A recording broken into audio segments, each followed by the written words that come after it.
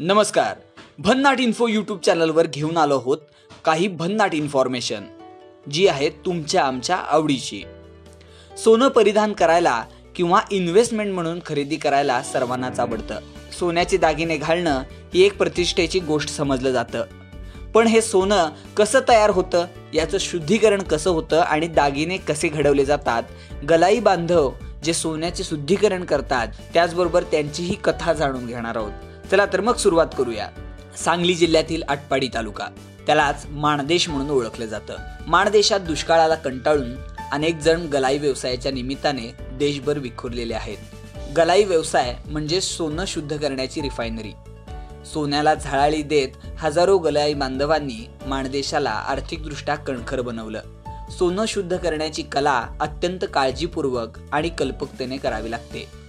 चोख सोनं आटताना गलाई बांधवांना तब्बल 1480 सेल्सिअस डिग्री प्रखर उष्णतेमध्ये काम करावं लागतं.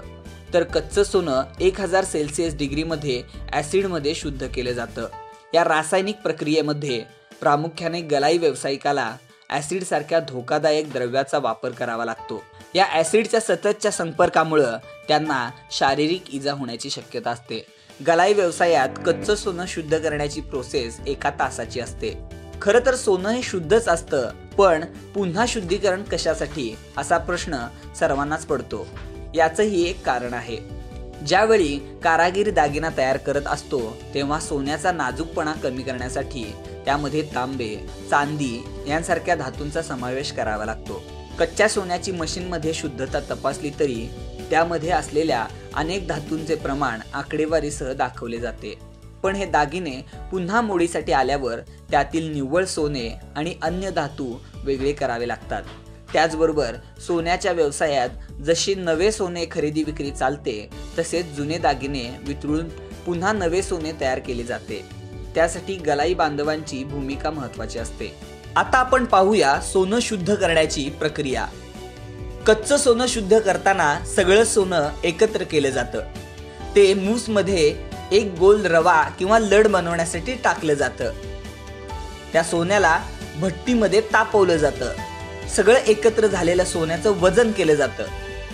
चांदी मिक्स सोनं एका भांड्यात काढलं जातं आणि इतर पदार्थ नष्ट होण्यासाठी वरून ॲसिड टाकलं जातं. ते ॲसिडयुक्त भांडे भट्टीवर तापवायला ठेवलं जातं.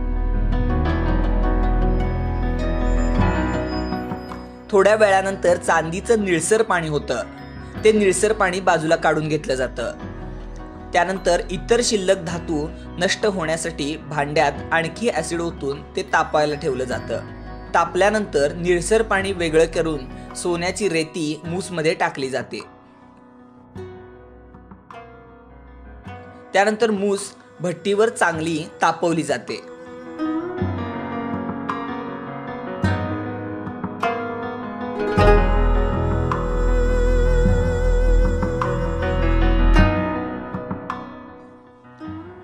तापल्यानंतर जे तयार होतं ते 24 कॅरेट शुद्ध सोनं असतं आणि त्या शुद्ध सोन्याची ओळख राहावी म्हणून त्यावर मोहर उमटवली जाते.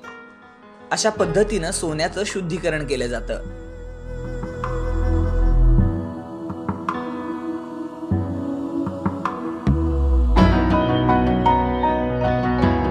त्याची मशीनवर शुद्धता जर तपासली तर त्याचा टंच 99.50 ते 99.85 पर्यंत असतो. त्या टंचच्या फॉर्मवर जर चेक केलं तर थोडाफार चांदीचा अंश वगळता कच्च्या सोन्यात असलेले सर्व धातू नष्ट झालेले दिसतात. आज माणदेशात जे बंगले उभे आहेत ते कुण्या पुढाऱ्याच्या वरदहस्ताने नाही तर गलाई बांधवाच्या कष्टाने उभे आहेत.